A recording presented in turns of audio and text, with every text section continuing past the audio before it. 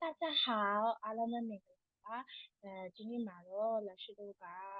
HSK 考试ရဲ့ပထမဦးဆုံး level ဖြစ်တဲ့ GG level 1အကြောင်းကိုပြောပြပေးမှာဖြစ်ပါတယ်။ဖြေဆိုရမှာကတော့တိုက်ပုံစံအနေနဲ့2မျိုးနှစ်စားပါဝင်တယ်။သူတို့တွေကဘာလဲဆိုလို့ရှိရင်ပထမပိုင်းက listening ပိုင်းဖြစ်ပြီးတော့ဒုတိယပိုင်းကကျတော့ reading ပိုင်းဖြစ်ပါတယ်။ပထမပိုင်း listening မှာဆိုလို့ရှိရင်တော့မေကွန်း20ပါဝင်မယ်။15မိနစ်အတွင်းဖြေဆိုရမှာဖြစ်တယ်။ထူးခြားချက်တစ်ခုက listening ဖြေပြီးသွားလို့ရှိရင်သူက3မိနစ်အချိန်ပေးမယ်အဲ့ဒီ3မိနစ်အတွင်းမှာကိုကပြန်ပြီးတော့စစ်ဆေးခွင့်ရှိတယ်ဒုတိယပိုင်းကတော့ reading ပိုင်းခေါ်တယ် reading ပိုင်းကတော့မေကွန်း20ပါဝင်ပြီးတော့18မိနစ်အတွင်းဖြေဆိုပေးရမှာဖြစ်တယ်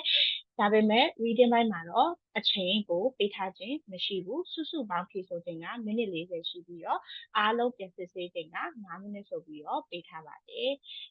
အဲ့တော့ပထမပိုင်းနေနဲ့ listening ပိုင်းလေးကိုကြည့်အောင်ပထမပိုင်းမှာဆိုလို့ရှိရင်တော့ရှင်းတို့ကဓာတ်ပုံလေးတွေပေးထားတယ်အဲ့ဓာတ်ပုံလေးတွေနဲ့ listening recording ကပြောတဲ့အကြောင်းအရာကတူညီရဆိုလို့ရှိရင်အမှန်တစ်ချက်ပေးရပြီးတော့မတူညီဘူးဆိုလို့ရှိရင်တော့ရှင်းတို့ကအမှားတစ်ချက်ပေးရမှာဖြစ်ပါတယ်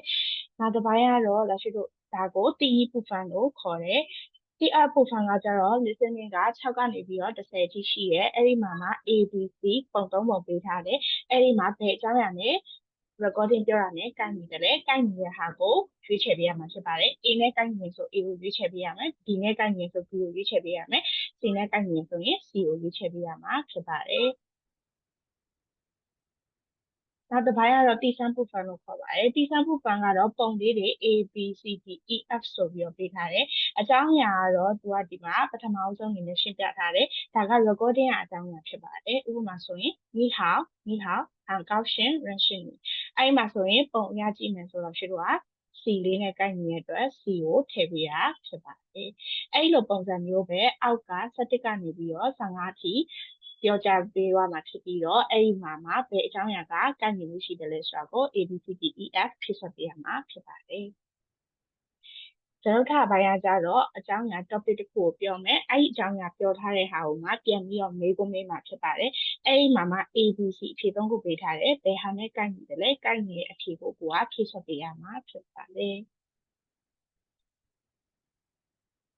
ရွက်သူပူဖန်ဆိုရယ် reading ပိုင်း reading ပိုင်းကတော့သူကပုံလေးတွေပေးထားတယ်ဘေးနားမှာဖင်းရင်းလိုရောတရုပ်လိုရောပေးထားတယ်ပုံနဲ့ပေးထားတဲ့ဘေးနားအကြောင်းအရာနဲ့ကိုက်ညီရဆိုရင်အမှန်ကျမကိုက်ညီဘူးဆိုရင်အမှားကျဒီမှာဆိုလို့ရှိရင်ပုံလေးက laptop ပုံလေးကိုပေးထားတယ်ဒီဘက်မှာကျတော့电视လို့ပေးထားတယ်电视ဆိုတာက TV ကိုပြောတာဖြစ်တယ်အဲ့တော့သူတို့နှစ်ခုကကိုက်ညီမှုမရှိတဲ့အတွက်အမှားကျချေရတယ်ပုံမှာကလေရင်ပြန်ပုံလေးပေးထားတယ်ဘေးနားအကြောင်းအရာက free ကြီးလို့ပေးထားတယ် free ကြီးဆိုတာကလည်းလေရင်ပြန်အဲ့ဒီအတွက်သူတို့နှစ်ခုဒီကိုက်ညီမှုရှိတဲ့အတွက်အမှတ်ချစ်ပေးရတယ်အဲ့လိုပုံစံမျိုးလေးနဲ့အောက်မှာဖြည့်ဆွတ်ပေးရမှာဒါတီးပူဖန်လို့ခေါ်ပါတယ်တီအပူဖန်ကကြတော့ပုံလေးတွေပေးထားတယ်အောက်မှာကကြတော့ဒီတစ်ခေါက်ကအကြောင်းအရာတွေပေးထားတယ်ဘယ်အကြောင်းအရာကအပေါ်ကပုံနေနဲ့ကိုက်ညီမှုရှိတယ်လဲဆိုတာကိုရွေးချယ်ပြီးတော့ A B C D E F ဖြည့်ဆွတ်ပေးရမှာဖြစ်ပါတယ်တီချမ်းပူဖန်ကကြတော့လည်းသူတို့က matching တွဲပေးရမယ်သူကလည်းပဲဘယ်ဘက်မှာအကြောင်းအရာတွေပေးထားတယ်ဘယ်ဘက်ကအကြောင်းအရာကညာဘက်ကအကြောင်းအရာဘယ်ဟာနဲ့ကိုက်ညီရှိတယ်လဲကိုက်ညီတဲ့ဟာလေးကိုရွေးချယ်ပေးရမှာဖြစ်ပါတယ်ဥပမာဆိုရင်你喝水吗你ရေတောက်မလားအဲ့ခါကျတော့ဒီမှာဆိုရင် F ကိုရေးထားတယ်好的တောက်မယ်ရှေ့ကျေးဇူးတင်ပါတယ်ဆိုတော့ F ကိုရွေးထားတယ်အဲ့လိုမျိုးပဲအောက်ကအကြောင်းအရာတွေကိုလည်းပဲကိုကရွေးချယ်ပေးရပါဖြစ်ပါတယ်ဒါလေးကတော့တိစစ်ပူဖန်ပေါ့နော်တိစစ်ပူဖန်ကကြတော့အပေါ်မှာ A B C D E F ဆိုပြီးတော့စကားလုံးလေးတွေပေးထားတယ်အောက်မှာက column ထောက်ထားတယ်အဲ့ column ထောက်ထားတာကဘယ်ဟာကကို column အပေါ်ကပေးထားတဲ့စကားလုံးတွေနဲ့ကိုက်ညီမှုရှိတယ်လေကိုက်ညီမှုရှိတဲ့စကားလုံးကိုအောက်မှာဖြည့်ဆွတ်ပေးရမှာဖြစ်ပါတယ်ဒီမှာဆိုလို့ရှိရင်你叫什么မျက်နှာမဲက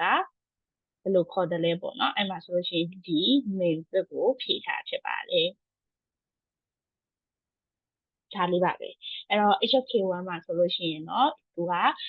listening နဲ့ reading နှစ်ပိုင်းပဲပါဝင်တဲ့အတွက်အားလုံးပဲအမှတ်ကောင်းနဲ့ဖြေဆိုနိုင်ကြမယ်လို့မျှော်လင့်ပါတယ်အားလုံးကိုရှင်းပြပေးတဲ့အတွက်အားလုံးကိုနားထောင်ပေးကြတဲ့အတွက်ကျေးဇူးအများကြီးတင်ပါတယ်非常感谢大家好好准备 HFK 考试吧再见